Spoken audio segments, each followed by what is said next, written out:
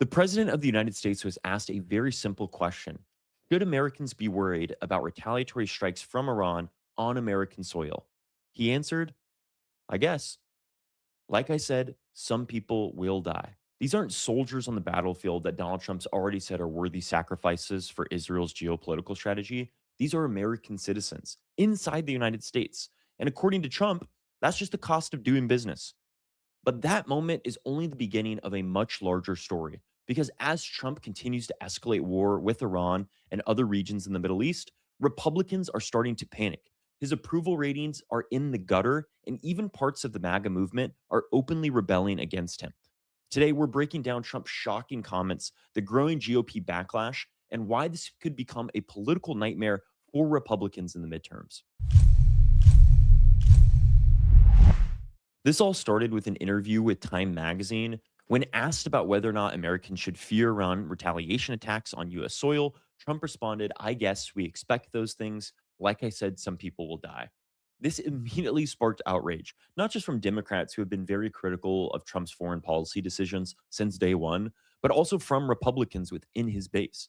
He ran a campaign in 2024 on no new wars. We're going to stop the endless Middle East conflicts. We want to be America first. This is an excerpt from the Mediaite article we shared at the beginning of the video. The president made similar comments over the course of the week. In his 6-minute video message on Sunday, the first time Trump spoke to the nation since the strikes, he claimed that more Americans would likely die due to the conflict.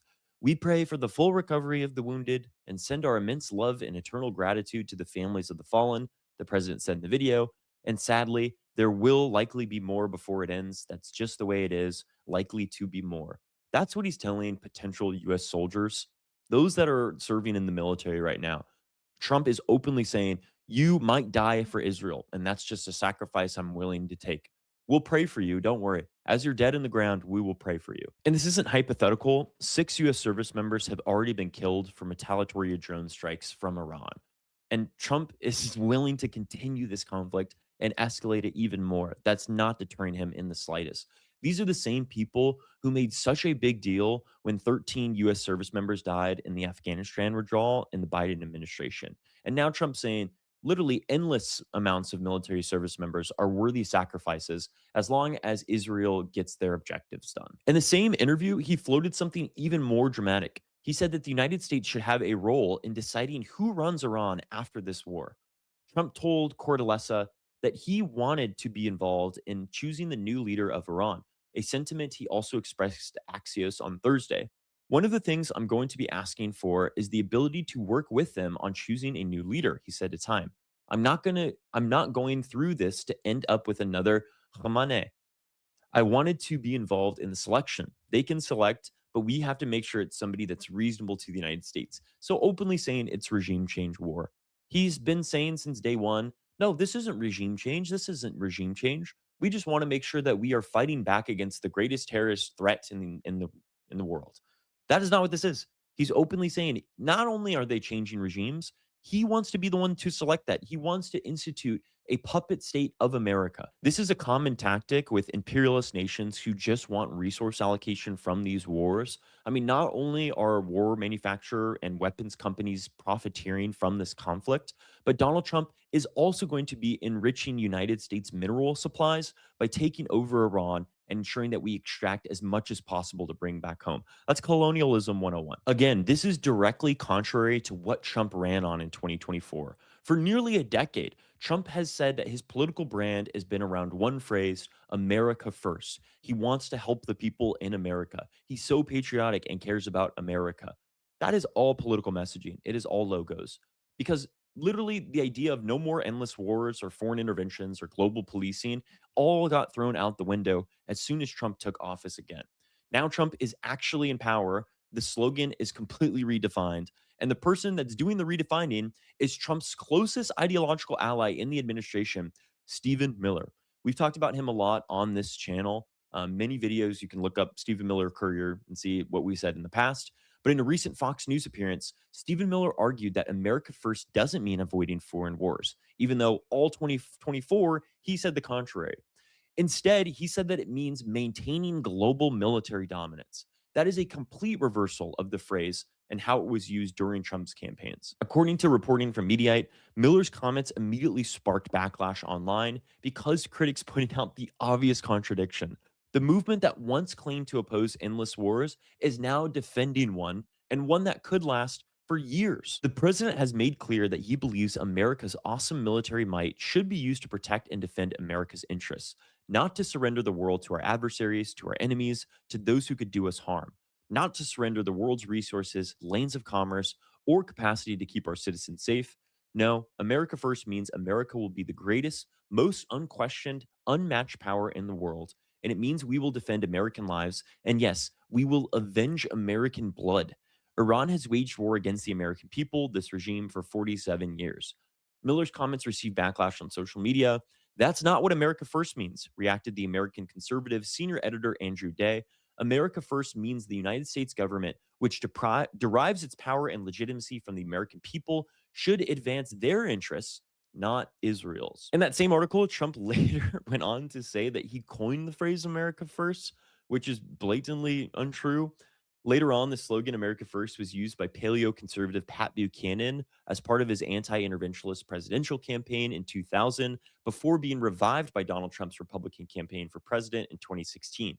Responding to accusations over the past that his administration had betrayed its America First commitments, Trump has repeatedly declared that the slogan means whatever he wants it to mean. Considering I'm the one who developed America First, and considering that the term wasn't even used until I came along, I think the one who decides that, said Trump last year, ignoring the more than century long history of the slogan. Trump made similar comments about the slogan Make America Great Again this week after receiving criticisms from allies over his decisions to enter Israel's war with Iran. It's not funny. It really shouldn't be funny. Like, it's terrible that the most powerful man in the world is this stupid and is actively bringing us to the brink of global destruction by attacking Iran. But there's like a cosmic absurdity that just makes you laugh. It makes you laugh. One of the largest voices in conservative politics for continued war across the world has been Lindsey Graham. He wants to go to war with Cuba. He wants to go to war with Iran. He wants to go to war with potentially North Korea. He doesn't care. Lindsey Graham built his career on warmongering. That is his MO. And he is so excited about the Trump administration. He recently said that Trump has the best foreign policy potentially of any US president ever. Trump used to be very critical of Lindsey Graham and his lust for war, but now the two are ideologically in lock. And recently, a MAGA Republican slapped down war lust of Trump's top bootlicker. A top GOP lawmaker has torched war hungry Trump sycophant Lindsey Graham.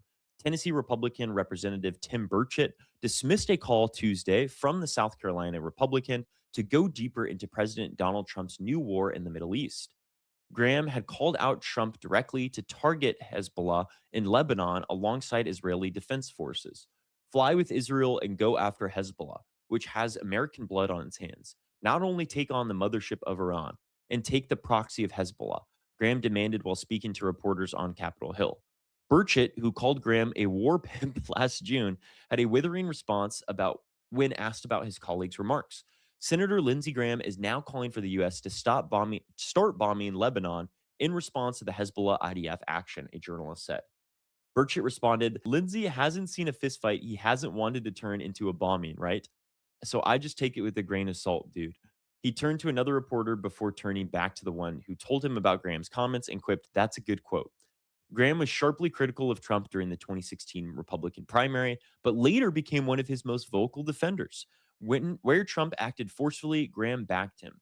Graham strongly backed Trump's 2020 decision to kill Iranian General Qasem Soleimani and has consistently pushed for a hard line against Tehran. He was also pleased with Trump's decision to bomb Iranian nuclear sites last June alongside Israel. He urged Trump to go all in at the time, while saying it was time to close the chapter on Supreme Leader Ali Khamenei. The Supreme Leader was assassinated in Trump's more recent offensive last week. So Lindsey Graham is just all out in favor of war. It doesn't matter who we're going to war with. And Burchett has warned that the United States should not repeat the mistakes of past conflicts that dragged America into decades-long wars, not only put American soldiers at risk, but also destroyed our economy. It does not help us to go to war. It's actually very costly. Imagine if we used all of the money that we use to bomb children in Iran and actually put it towards, I don't know, healthcare for our citizens, making sure that our infrastructure is up to date, public transportation infrastructure. And it's not just Tim Burchett who's freaking out about Republicans' tendency to continue to go to war. Behind the scenes, Republican strategists are now freaking out about the political consequences of this war and what those ramifications will look like in November. According to reporting from the Daily Beast, some GOP insiders believe that the conflict could be what a strategist called, this is a technical term, a fucking nightmare for the party to be heading into the midterm elections.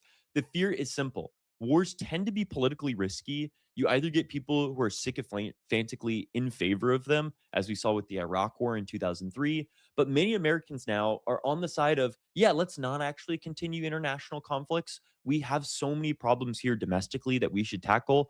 Why are we focused on bombing children in the Middle East? When you're at war, that is 70% of your time. This is what Chief of Staff Susie Wiles is going to be doing. This is what Deputy Chief of Staff James Blair will be doing. This is what senior staff will be dealing with. And that is a problem, the insider said. It needs to be over quick. Otherwise, this is a fucking nightmare.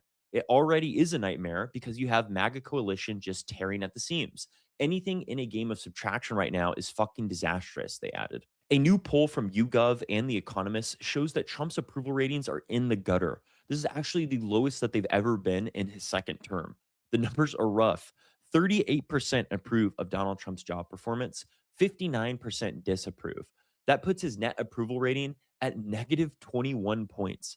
And the problem gets worse when you look at independent voters, those people that helped get Trump the White House again in 2024. Among independents, only 26% approve of Donald Trump right now. 69% disapprove. That is a massive gap. And historically, independents are the voters who determine what midterm elections look like. So if this war continues to dominate the news headlines and casualties continue to rise, it could be a major political liability for any Republican in the midterms. It has to be emphasized Donald Trump ran on no more endless wars. We want to be America first. And now he is saying that is a potential sacrifice that Americans should be scared and could die as retaliation for a conflict that his administration started. People here are anxious. They don't want to go to war with Iran. They don't want potential strikes on American soil. And the president of the United States, the commander in chief, the most powerful person in the world, is looking them in the eye and saying, yeah, you might die. I'm sorry. That's just what happens in war.